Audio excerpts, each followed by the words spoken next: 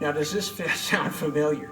You have a good idea of what to eat and what to avoid, but it's like part of you isn't cooperating. You're still eating junk or overeating, and you're not at your desired weight. So how many people have experienced that? You're doing something that you don't want to do, but you're doing it anyway. So why is that? And what can you do about it? That is what we're really talking about here today. So, the first thing we're going to take a look at is your beliefs. Beliefs are very, very powerful.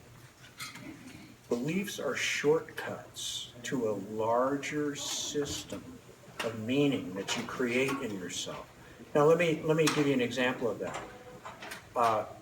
Somebody thinks, hey, Teslas are great. Teslas are great. Well, what is that about? Well, that means that this person has done all this research, talked to different people, has all these different things going on. It's all now summed up in this idea, Teslas are great.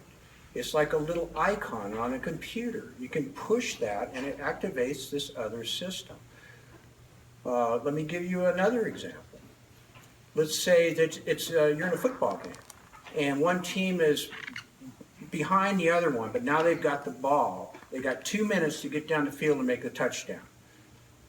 But that team is behind. So the coach calls a timeout and has a quarterback come in and says, look, I believe in you. I know you can do this. I know you can do this. And that football player takes on that belief, and now he believes that. And that is an example of a positive belief that guy, if he goes, and even if it doesn't work out that time, he may take that for the rest of his life and believe that he's somebody that can get it done. Now, let me give you an example of a negative belief that's so easy to pick up and the kind of thing that would directly affect weight management. Let's say it's Thanksgiving. Family's together. The kids are out in the living room. They're playing. And you just have this huge meal. And one of the aunts walks by and sees the little girl sitting there. And she walks up to the little girl and just goes, oh, you're so cute. You're just such a round little dumpling. You know, you're really like one of us. All the women in our family are happy. Well, that little girl can take that belief on, and she can actually take that with her for the rest of her life, too. Okay, so this is what I'm talking about. You need to be aware of these beliefs. That's the first step. Most people are not aware of them. And if you have beliefs that are not working for you, do your best to undermine them, analyze them, pick them apart, realize that they don't work for you, and dump them.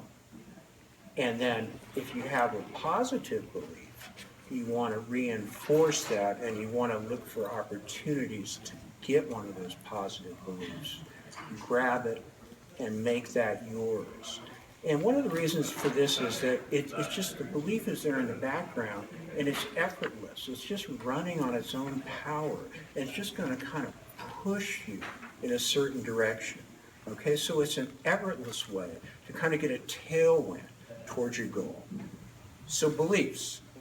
The next area I want to look at is habit.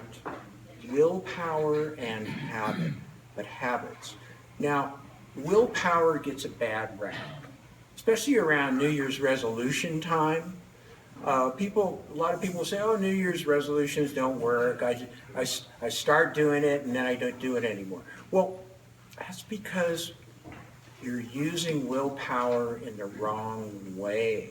Willpower is fantastic for short-term results. If you need to power through that shift at work, if you need to meet a deadline, or perhaps it's got you here today, I don't know. But willpower is great for short-term results, but it's just too much effort to keep that conscious control all the time over the long period. For the long term, what we need to do is develop habits. Habits. Why are habits important? Because we're creatures of habit. We're creatures of habit. Habits work.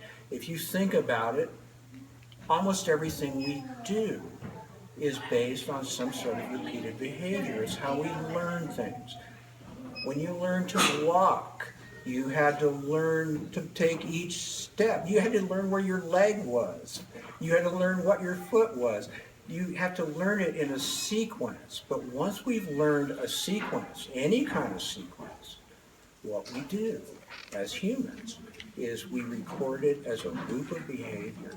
And then that loop can be activated automatically. Which brings me to this. A typical cycle of habitual eating junk or unhealthy eating. Now, many of you may be caught in this. The place it can start is on number 1. That's with any kind of uncomfortable. Now, when I say uncomfortable, I just mean that you're just not comfortable sitting there and just being you.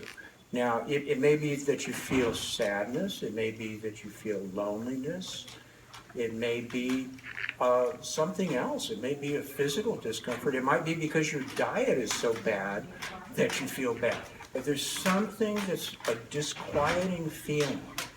And then, typically, turn to the food. You eat that. You get a temporary relief from that. But then that wears away. And then you come back to the uncomfortable thoughts and feelings. And then you eat again to cover that up. And then you get the relief again, and it comes back. And it goes around and around. So anything that we repeat and we do over and over again is going to tend to get stronger.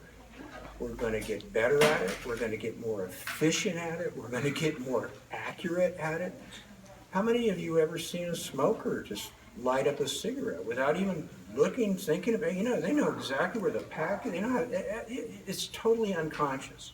Okay, so here is how we're going to attack this cycle.